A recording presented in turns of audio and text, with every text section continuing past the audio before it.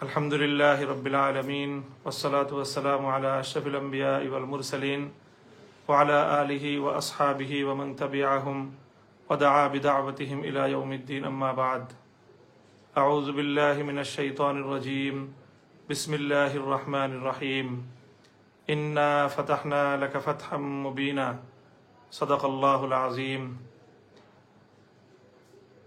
প্রিয় দেশবাসী, বাংলাদেশের সর্বস্তরের সকল জনগণ, সর্বশ্রেণীর সকল পেশার মানুষকে সর্বপ্রথম আমি স্বাগত জানাচ্ছি, অভিনন্দন জানাচ্ছি। আজকে একটি ঐতিহাসিক দিবস, 2024 সালের 5ই আগস্ট। বাংলাদেশের মানুষের জন্য ফ্যাসিবাদ মুক্তি এবং জুলুম ও শোষণের পিঞ্জর থেকে মুক্তির একটি ঐতিহাসিক স্বাধীনতার দিবস আজ। অনাগত কাল পর্যন্ত বাংলাদেশের মানুষ দ্বিতীয় স্বাধীনতা দিবস হিসেবে স্মরণ করবে ঐতিহাসিক 5ই আগস্টকে। অনেক ত্যাগ তিতিক্ষা, অনেক রক্তের নজরানা, অনেক শ্রম, অনেক মায়ের চোখের অশ্রু, অনেক বোনের আহাজারি, গগন বিদারী অনেক কান্নার পর কাঙ্ক্ষিত এই মুক্তির স্বাদ আজ আমাদের দেশবাসী উপভোগ করছে। এই আনন্দঘন মুহূর্তে সর্বপ্রথম আমি শুকরিয়া আদায় করছি আরশের মালিক মহান রব্বুল আলামিন, আল্লাহ পাক রব্বুল আলামিনের, যিনি আমাদের জাতীয় জীবনে এমন একটি আনন্দঘন সময়ের অবতারণা করেছেন, সৃষ্টি করেছেন। লাকাল হামদু ইয়া আল্লাহ ওয়া লাকাশ শুকরু ইয়া আল্লাহ। এরপরে আমি শুকরিয়া আদায় করছি, কৃতজ্ঞতা জ্ঞাপন করছি দীর্ঘ 16 বছরের এই ফ্যাসিবাদ বিরোধী আন্দোলন এবং সংগ্রামে যাদের আত্মত্যাগ রয়েছে, বিভিন্ন বিরোধী দলীয় নেতাকর্মী যারা অপরিসীম ত্যাগ এবং আত্মত্যাগ, বিভিন্ন জুলুম এবং নির্যাতনের শিকার হয়েও তারা যেভাবে ইস্পাত কঠিন দৃঢ়তা নিয়ে এই ফ্যাসিবাদের বিরুদ্ধে তাদের সংগ্রামকে অব্যাহত রেখেছেন, তাদের সকলকে, বিশেষত যারা এই সময়টায় গুম খুন সহ নানা নিপীড়নের শিকার হয়েছেন, সেই সকল মানুষগুলোকে আমরা স্মরণ করছি।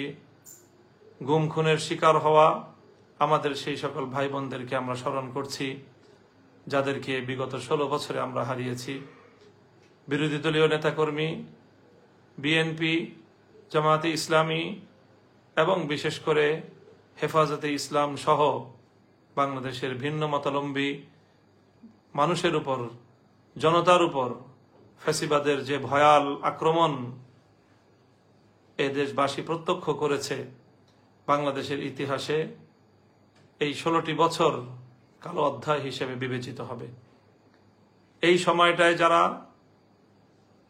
এহেন নিপীড়ন এবং জুলুমের শিকার হয়েছেন, অনেক মানুষ পঙ্গুত্ব বরণ করেছেন, অনেক মা তার সন্তানকে হারিয়ে আজও পর্যন্ত পথের পানে চেয়ে থাকেন, গুম হওয়া সন্তান বুঝে আবার ফিরে আসবে। সেই সকল মায়েদেরকে আমরা সালাম জানাই। সেই সকল মায়েদের মুখে আমরা মনে করি আজ কিঞ্চিত পরিমাণ হলেও এ জাতি হাসি ফোটাতে পেরেছে। এ জাতির দামাল কামাল তরুণ সন্তানেরা সেই সন্তান হারা মায়ের বুকে একটু হলেও সান্ত্বনার পরশ বুলিয়ে দিতে পেরেছে। তো আমি এই 16 বছরের নিপীড়নের শিকার সকল ব্যক্তি এবং পরিবার এবং সকল সংগঠনগুলোকে আমি কৃতজ্ঞতা জ্ঞাপন করছি। সেই সঙ্গে বিশেষভাবে স্মরণ করতে চাই 2013 সালের 5ই মে ভয়াল কালো রাতে শাপলা চত্বরে রাসূল আকরাম সাল্লাল্লাহু আলাইহি ওয়াসাল্লামের ইজ্জত এবং সম্মান রক্ষা, ফ্যাসিবাদের মোকাবেলায় যে তৌহিদি জনতা শাপলা চত্বরে জড়ো হয়েছিল নাস্তিক্যবাদের বিরুদ্ধে, সেখানে রাতের অন্ধকারে যে তাদের উপর গণহত্যা পরিচালনা করা হয়েছিল, সেই হত্যাকাণ্ডের শিকার সকল শহীদদেরকেও শ্রদ্ধা ভরে স্মরণ করছি। আল্লাহ তাদের সকলের শাহাদাতকে কবুল করুন। সেই সঙ্গে 2021 সালে বাংলাদেশের স্বাধীনতার সুবর্ণ জয়ন্তী অনুষ্ঠানকে কেন্দ্র করে যে ক্র্যাকডাউন, যে নির্যাতন হেফাজতে ইসলামের আলেম ওলামা এবং দেশবাসীর উপর চালানো হয়েছে, দীর্ঘ 3 বছর পর্যন্ত শত শত সহস্রাধিক হেফাজতের নেতাকর্মী বৃন্দ এই স্বৈরাচারী ফ্যাসিবাদের দ্বারা জুলুম এবং নির্যাতনের শিকার হয়েছে, কারাভোগ করেছে, তাদের সকলের শুকরিয়া আদায় করছি এবং তাদের সকলকে আজ শ্রদ্ধা ভরে স্মরণ করছি। এবং সর্বশেষ সবচেয়ে বেশি শ্রদ্ধা, ভালোবাসা এবং হৃদয়ের রক্তক্ষরণ যাদের জন্য সবচেয়ে বেশি, যাদেরকে আমরা স্মরণ করব, মধ্য জুলাই থেকে চলমান কোটা সংস্কার আন্দোলনে, বৈষম্য বিরোধী ছাত্র আন্দোলনের যে সকল নেতাকর্মী অকাতরে প্রাণ দিয়েছে, বিভিন্ন গণমাধ্যমের সংবাদ সূত্রে বিগত এই অর্ধ মাসে 3 শতাধিক প্রাণ কেড়ে নেওয়া হয়েছে। প্রত্যক্ষদর্শী এবং অনুসন্ধিৎসুদের ধারণা এবং তাদের বিশ্বাস, প্রকৃত হত্যাকাণ্ডের চিত্র এর চেয়ে অনেক বেশি ভয়াবহ এবং শহীদ মানুষের সংখ্যা এর চেয়েও আরো কয়েক গুণ বেশি হবে। আমরা এই যারা প্রাণ দিয়েছে, রংপুরের আমাদের ভাই আবু সাইদ এবং মুগ্ধ ছড়ানো আমাদের ভাই মুগ্ধ সহ এই আত্মদানকারী এই সকল শহীদদেরকে আজ বিজয়ের এই শুভ লগনে আমরা অত্যন্ত গভীর শ্রদ্ধা ভরে তাদেরকে স্মরণ করছি। মহান রব্বুল আলামিনের দরবারে তাদের জন্য মাগফিরাত কামনা করছি। আল্লাহ যেন তাদের এই শাহাদাতকে কবুল করেন এবং তাদের দেখানো এই পথে আগামীর বাংলাদেশ যেন গড়ে উঠতে পারে। আমরা যেন এই সকল শহীদদের আত্মদানের সাথে বিশ্বাসঘাতকতা না করি।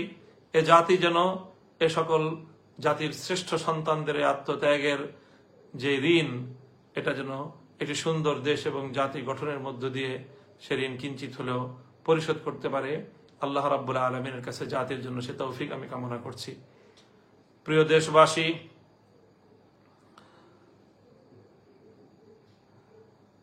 এই আন্দোলনে দেশের সকল ছাত্র জনতা যেভাবে সম্পৃক্ত ছিল, পাবলিক বিশ্ববিদ্যালয়, প্রাইভেট বিশ্ববিদ্যালয়, কলেজ, স্কুল লেভেল সহ এই সকল শিক্ষা প্রতিষ্ঠানের ছাত্রছাত্রীরা যেভাবে তারা জীবনের মায়া ত্যাগ করে সত্যকে প্রতিষ্ঠার জন্য, বৈষম্যকে উৎখাত করে একটি ন্যায় ও সাম্যপূর্ণ জাতি গঠনের লক্ষ্যে তারা যেভাবে মাঠে নেমে এসেছিল, আমার এই স্কুল, কলেজ, বিশ্ববিদ্যালয় পড়ুয়া শিক্ষার্থীদের সাথে কাঁধে কাঁধ মিলিয়ে আমাদের বাংলাদেশের টেকনাফ থেকে তেতুলিয়া পর্যন্ত মাদ্রাসা শিক্ষার্থীরাও তাদের ভাইদের সাথে সংহতি প্রকাশ করে তারা মাঠে ময়দানে ভূমিকা পালন করেছে। এবং বিশেষত আন্দোলনের শেষাংশে বাংলাদেশের সকল মাদ্রাসাগুলো থেকে ছাত্র জনতা বাঁধ ভাঙ্গা জোয়ারের মতো তারা মাঠে নেমে এসেছে। ফ্যাসিবাদের বিরুদ্ধে জাতীয় এই জাগরণে সাধারণ শিক্ষাধারার শিক্ষার্থীদের সাথে আমার মাদ্রাসার শিক্ষার্থীরাও কাঁধে কাঁধ মিলিয়ে মাঠে ভূমিকা পালন করেছে, যেটি বাংলাদেশে এক অনন্য, অনিন্দ, সুন্দর দৃষ্টান্ত স্থাপন করেছে। আগামীর বাংলাদেশ আমরা তেমনই দেখতে চাই। সকল ভেদাভেদ ভুলে গিয়ে শিক্ষা এবং ধর্মীয় অঙ্গনের এই যে সীমারেখা, এই যে একটি দেয়াল, এই দেয়ালকে অতিক্রম করে গোটা জাতির জন্য সম্মিলিতভাবে একটি আগামী প্রজন্ম আমরা গড়ে তুলব, যারা এই দেশটাকে আমাদের পূর্বসূরীদের স্বপ্নের বাংলাদেশ হিসেবে গড়ে তুলবে। সেই প্রত্যাশা আজকের এই শুভ লগনে আমি ব্যক্ত করছি এবং আগামীর সেই বাংলাদেশ গড়ার জন্য সকল শিক্ষার্থীদের প্রতি আমি উদাত্ত আহ্বান জানাচ্ছি। আল্লাহ রাব্বুল আলামিনের দরবারে তাদের জন্য সেই তৌফিক কামনা করছি। প্রিয় দেশবাসী, আজ দীর্ঘ একটি আন্দোলন এবং সংগ্রামের পরে বৈষম্য বিরোধী ছাত্র আন্দোলনের সমন্বয়কদের তাদেরও প্রশংসা করতে হয়। তাদের প্রতি অকুণ্ঠ চিত্তে কৃতজ্ঞতা প্রকাশ করছি। তারা অত্যন্ত দক্ষতার সাথে, সাহসিকতার সাথে, আস্থা এবং সমন্বয়ের সাথে যেভাবে গোটা জাতিকে তারা নেতৃত্ব দিয়েছে। সত্যিকার অর্থেই বলতে হয় যে সাবাস বাংলাদেশ, এ পৃথিবী অবাক তাকিয়ে রয়।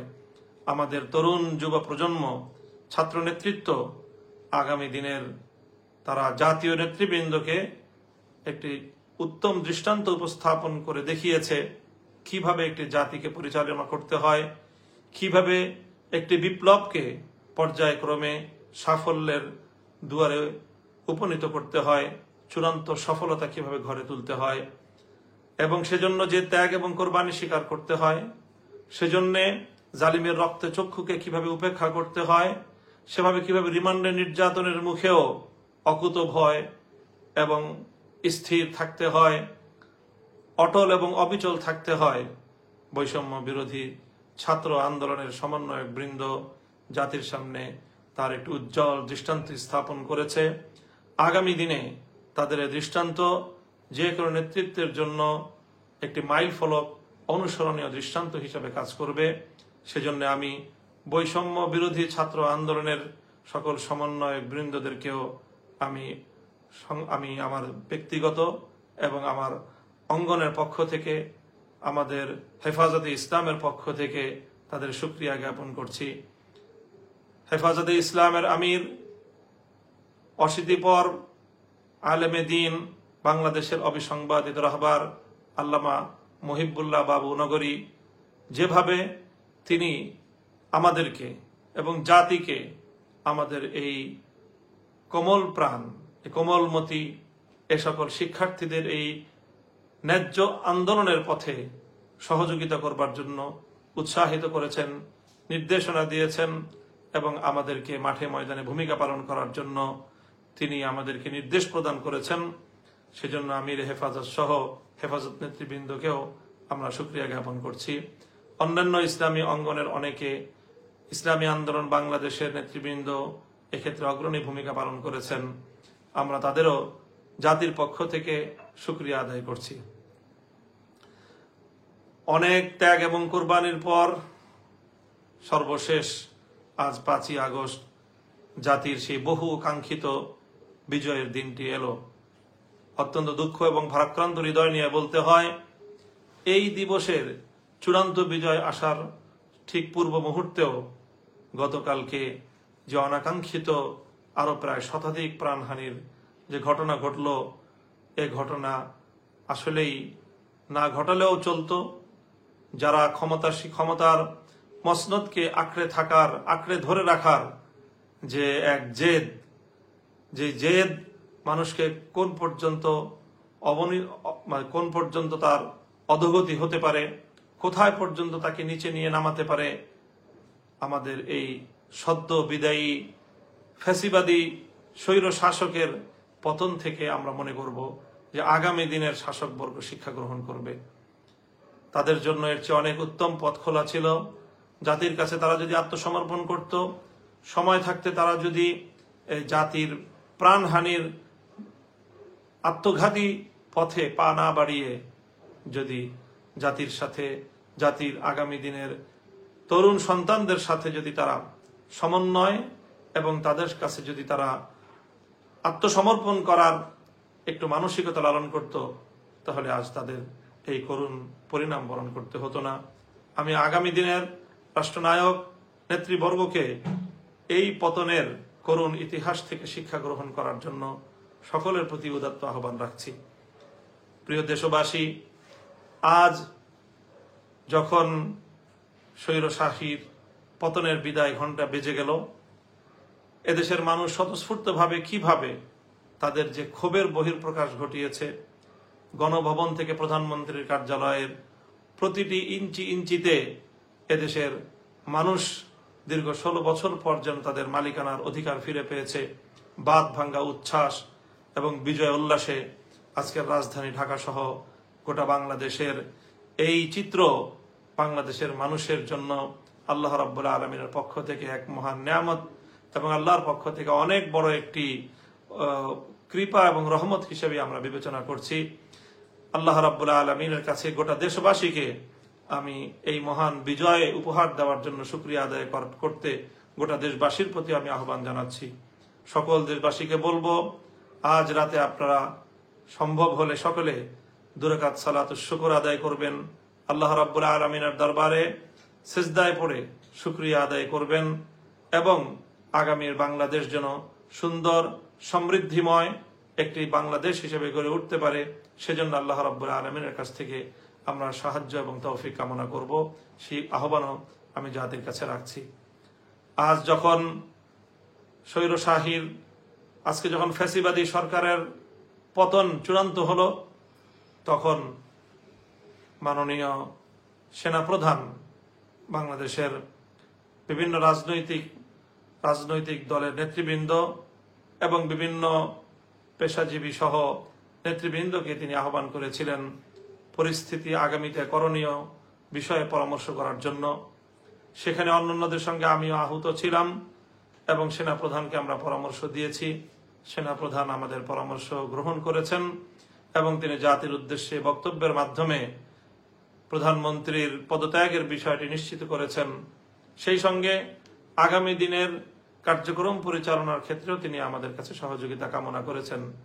এরপরে আমরা সেনাপ্রধান সহ বঙ্গভবনে মহামান্য রাষ্ট্রপতির সঙ্গে সাক্ষাৎ করেছি এবং রাষ্ট্রপতির সঙ্গে বিভিন্ন পেশাজীবী এবং রাজনৈতিক নেতৃবৃন্দ সহ বিরোধী দলীয় সকল রাজনৈতিক নেতৃবৃন্দ সেখানে উপস্থিত ছিলেন, প্রতিনিধিবৃন্দ। মহামান্য রাষ্ট্রপতির সভাপতিত্বে বা তার নেতৃত্বে সেখানে বৈঠক অনুষ্ঠিত হয়েছে এবং আগামী দিনের জরুরি কিছু করণীয় বিষয়ে আমরা একমত হয়েছি। জাতির উদ্দেশ্যে সেই বিষয়গুলো ইতিমধ্যে আমরা বর্ণনা করেছি, আবারও বলছি যে সেখানে রাষ্ট্রপতি সহ 3 বাহিনীর প্রধান, সেনাবাহিনী, নৌবাহিনী এবং বিমান বাহিনীর প্রধান সহ সামরিক ঊর্ধ্বতন কর্মকর্তাগণ, বিএনপি, জামায়াতে ইসলামী, জাতীয় পার্টি সহ অন্যান্য দলের নেতৃবৃন্দ এবং সিভিল সোসাইটির নেতৃবর্গ সহ অনেকেই সেখানে উপস্থিত ছিলেন এবং বৈঠকের শেষাংশে বৈষম্য বিরোধী ছাত্র আন্দোলনের সমন্বয়ক বৃন্দ কয়েকজন সেখানে অংশগ্রহণ করেছেন। পরবর্তী তাদের সঙ্গে আরো বিশদ বৈঠক হওয়ার সিদ্ধান্ত ছিল। সেখানে আজ যে বিষয়গুলো আমরা ঐক্যমতে পৌঁছেছি সে বিষয়গুলো জাতির জন্য জানা প্রয়োজন। আমরা সেখানে প্রথমেই এই বৈষম্য বিরোধী আন্দোলনে যে সকল মানুষের প্রাণ গিয়েছে, ছাত্র, শ্রমিক, কৃষক, নারী, পুরুষ, শিশু, যাদেরই প্রাণ গিয়েছে প্রায় 3 শতাধিক মানুষের, গণমাধ্যমের সূত্র অনুযায়ী এবং প্রত্যক্ষদর্শীদের ধারণা মতে আরো অনেক বেশি। সেই সকল আত্মদানকারী সকল শহীদানের জন্য শোক প্রস্তাব গ্রহণ করা হয়েছে এবং তাদের রুহের মাগফিরাত কামনা করে দোয়া মোনাজাত পরিচালনা করা হয়েছে। সেখানে ঐক্যমত পোষণ করা হয়েছে। সেনাপ্রধান এবং রাষ্ট্রপতি আমাদেরকে আশ্বস্ত করেছেন যে এই সকল হতাহত এবং এই প্রাণহানি, জানমালের অপূরণীয় ক্ষয়ক্ষতির জন্য যারা দায়ী, সকলের উপযুক্ত বিচারের ব্যবস্থা করা হবে এবং কোনো অপরাধী পার পাবে না বলে তারা আমাদেরকে আশ্বস্ত করেছেন, কথা দিয়েছেন। আমরা তাদের কথার উপর আস্থা রাখতে চাই।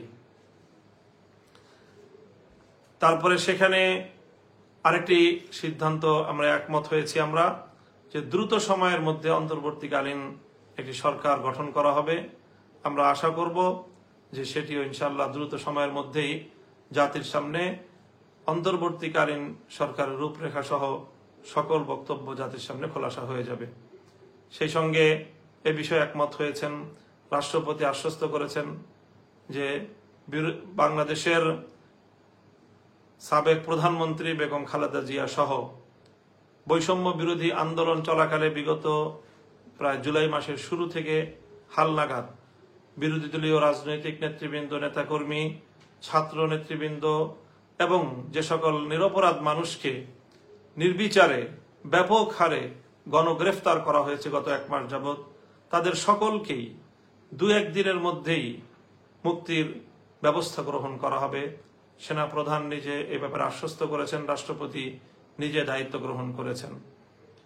সেই সঙ্গে সবচেয়ে গুরুত্বের সঙ্গে যে বিষয়টিতে আমরা একমত হয়েছি সেটি হলো এই বিজয়কে যেন কেউ কলুষিত করতে না পারে, অভূতপূর্ব জনতার এই বিজয়কে যেন কেউ কলঙ্কিত করতে না পারে, অনাহত অনাকাঙ্ক্ষিত আর কোনো ঘটনা যেন আমাদের জাতীয় জীবনকে আমাদের আঘাত দিতে না পারে, সে বিষয়ে আমরা সকলেই সজাগ থাকব।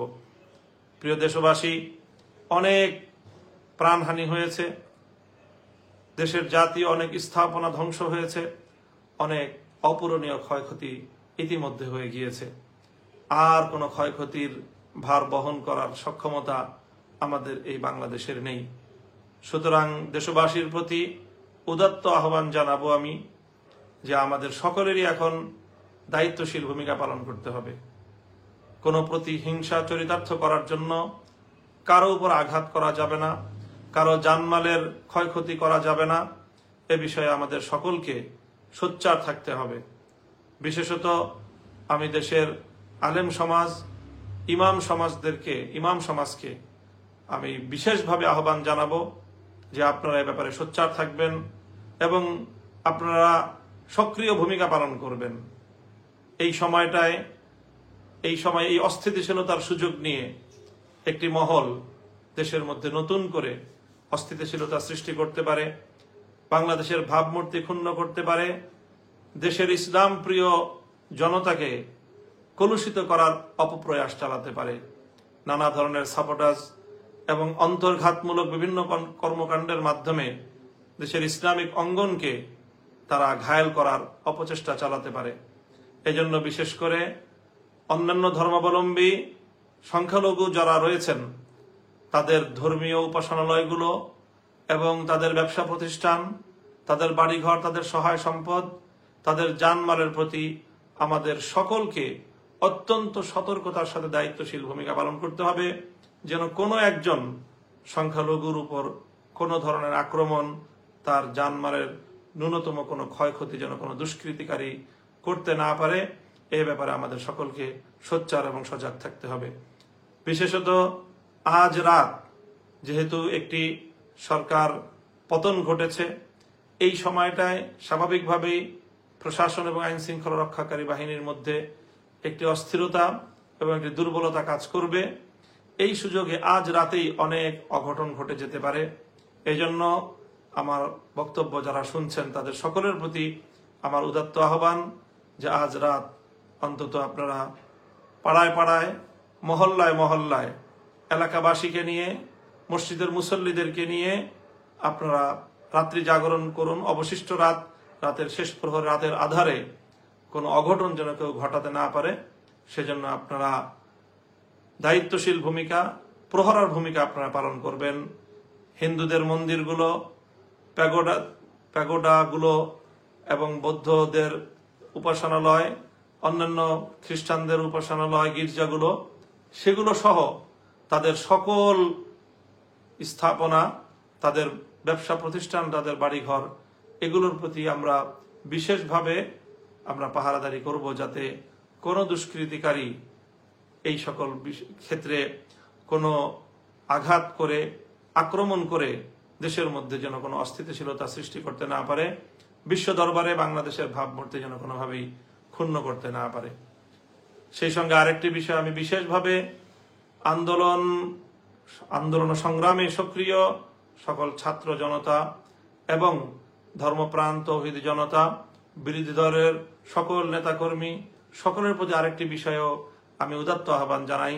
আল্লাহ রাব্বুল আলামিন আমাদেরকে যে ঐতিহাসিক বিজয় দান করেছেন, ক্ষুদ্র ব্যক্তিগত প্রতিহিংসা চরিতার্থ করার জন্য আমরা এই মহান বিজয়কে কোনোভাবেই কলুষিত করার অপপ্রয়াস চালাবো না। এই বিজয়কে দেশের জন্য, জাতির জন্য একটি উত্তম এবং উন্নত ভবিষ্যৎ বিনির্মাণে আমরা উৎসর্গ করতে চাই। সেই হিসেবে কেউ ব্যক্তিগত রাজনৈতিক প্রতিহিংসা, রাজনৈতিক প্রতিপক্ষকে ঘায়েল করার মোক্ষম সুযোগ হিসেবে এটিকে কেউ ব্যবহার করার চেষ্টা করবেন না। সেই সঙ্গে আমরা আরেকটা কথাও বিশেষভাবে বলবো যে চলমান এই আন্দোলনে সরকারের নির্দেশ পালন করতে গিয়ে বা সরকারের বৈধ বা অবৈধ আনুগত্য করতে গিয়েও আইন শৃঙ্খলা রক্ষাকারী বাহিনী, বিশেষত পুলিশ বাহিনী অনেক ক্ষেত্রেই তারা জনতার উপর চড়াও হয়েছে। রাষ্ট্রীয় পেটোয়া বাহিনী হিসেবে মানুষের জানমালের অনেক ক্ষয়ক্ষতি করেছে এবং অনেক ক্ষেত্রে তারা সীমা লঙ্ঘন করেছে, এতে সন্দেহের কোনো অবকাশ নেই। কিন্তু মনে রাখতে হবে যে পুলিশ বাহিনী একটি বাংলাদেশের আইন শৃঙ্খলা রক্ষাকারী বাহিনী। তারা তৃণমূল পর্যায়ে দেশে আইন শৃঙ্খলা রক্ষা করে থাকে। এখানে যেরকম অপরাধী রয়েছে, ফ্যাসিবাদের পাঁচাটা গোলাম যেরকম রয়েছে, এখানে অনেক ভালো দেশপ্রেমিক, মানুষের জন্য কল্যাণকামী অনেক পুলিশ ভাইরাও সেখানে রয়েছেন। কাজেই তাদের কাউকে একজনকে আরেকজন থেকে আমরা আলাদা করে পুলিশের ইউনিফর্ম দেখে আলাদা করে পরিচয় করার, পরিচিত করার, চেনার কোনো উপায় নেই। কাজে এই সময়ে সেই আমাদের ক্ষোভগুলোর কারণে নির্বিচারে কোনো পুলিশের উপর, থানার উপর হামলা করার যে সকল দুঃখজনক ঘটনাগুলো ঘটছে, এ বিষয়েও আমি দেশবাসীর প্রতি সংযমী ভূমিকা পালন করার উদাত্ত আহ্বান জানাচ্ছি যে আপনারা এই ধরনের আর কোনো থানায় আক্রমণ ঘটানোর মতো দুঃখজনক বেআইনি কার্যক্রম আপনারা কেউ করবেন না। আইন নিজের হাতে তুলে নেবেন না। দেশ সেক্ষেত্রে বড় ধরনের হুমকির সম্মুখীন হয়ে পড়বে।